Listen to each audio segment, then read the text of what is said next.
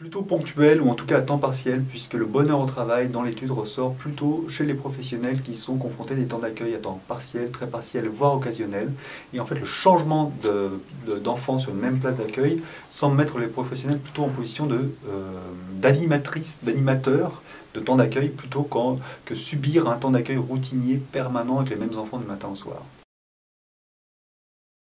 Plutôt routine pour, en tout cas, ce qui concerne particulièrement les auxiliaires de puériculture. Les surprises, on les trouve plutôt du côté des assistants maternels qui signalent dans l'étude, en tout cas, une plus grande diversité dans leur travail auprès des jeunes enfants, là où le monde des ESJE, et particulièrement pour les auxiliaires de puériculture, est marqué par une sensation de routine beaucoup plus fréquente. Je dirais qu'il y a besoin pour les professionnels d'être accompagnés au sens où ils ont besoin de personnes qui cheminent à leur côté, qui leur permettent d'élaborer leurs pensées, de les mettre en forme, et encore une fois, de partir de leur expérience pour améliorer leur prescription de travail, pour co-construire leur prescription de travail en croisant leur expérience avec des savoirs utiles.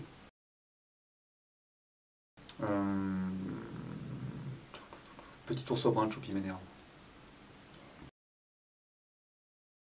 Non diplômés, ce qui ressort de l'étude, c'est que les professionnels qu'on appelle les non diplômés en crèche sont beaucoup plus heureux dans leur travail que les professionnels diplômés qui sont leurs homologues directs, les auxiliaires de puériculture. Faire de l'effet, puisque avoir de l'effet, c'est avoir quelque chose à apporter qui fait de l'effet à quelqu'un. Et moi, ce que j'ai pu expérimenter avec les professionnels récemment, c'est que les professionnels m'ont fait de l'effet et qu'on s'est fait de l'effet ensemble quand j'aurais donné l'occasion de jouer théâtralement les situations qu'ils vivaient professionnellement.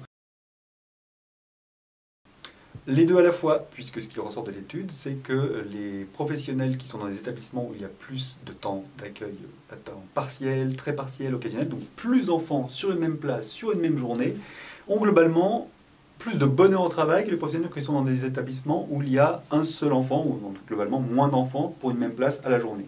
Donc la quantité peut avec la qualité, c'est-à-dire qu'on vit son travail comme étant plus qualifié, parce qu'on assomme des professionnels pour donner un sens à des temps d'accueil partiels sur une même journée.